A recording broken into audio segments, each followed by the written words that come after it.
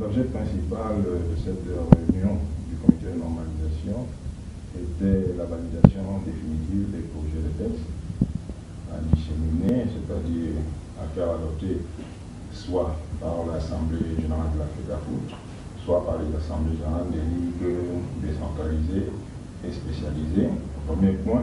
Et ensuite, un autre point important, c'est l'établissement du chronogramme pour la suite des activités qui doivent naturellement culminer avec l'élection à la FECAFOOT. Ce qui faisait problème concerne à la fois les statuts et le code électoral, parce qu'il y a une espèce d'imbrication des choses.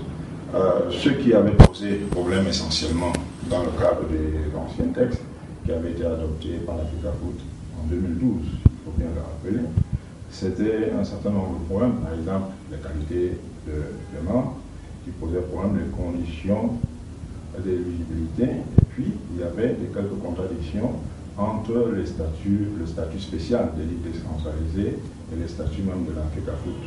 C'est autant de questions auxquelles il fallait apporter une réponse pertinente. Alors, ce qu'il faut déjà dire, c'est qu'il y a une véritable révolution concernant les ligues décentralisées et les ligues spécialisées. Conformément à la loi du 15 juillet 2011 sur les activités sportives, les ligues sont des associations en bonne et due forme. Donc, elles ont la personnalité juridique.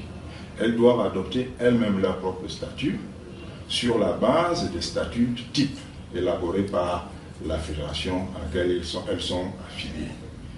Nous avons donc non seulement revu de fond en comble les statuts de la FECAFOOT, mais également élaboré les statuts types, à la fois pour les ligues décentralisées et les ligues spécialisées, sur le modèle des statuts de la FECAFOOT. Donc, première évolution, nous allons avoir des ligues décentralisées et des ligues spécialisées qui ont un statut juridique de personne morale. Nous sommes allés plus loin, nous avons défini les membres de ces ligues. Pour ce qui est des ligues décentralisées, il y a 3 catégories de membres.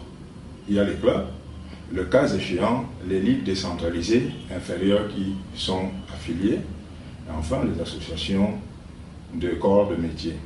Pour ce qui est des ligues spécialisées, il y a 2 qualités de membres.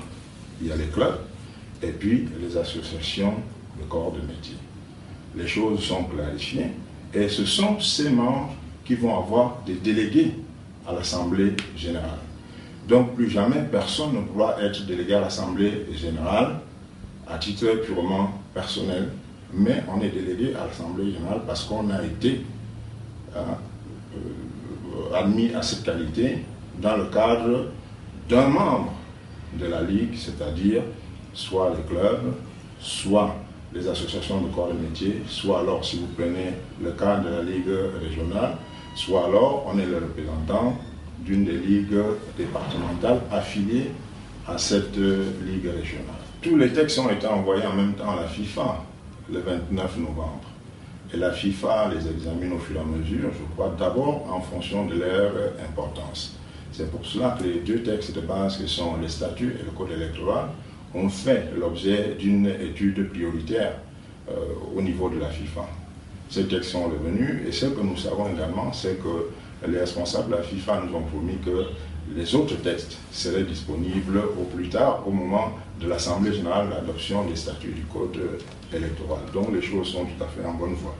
Il y a un chronogramme qui va être rendu public par le président du comité de normalisation. Je vous ai dit tout à l'heure que ce chronogramme a été arrêté dans le cadre de la réunion que nous avons tenue. Ce chronogramme va être rendu public. Le chronogramme de toutes les activités, avec, comme je le disais tout à l'heure, comme point culminant les élections au niveau de la fédération.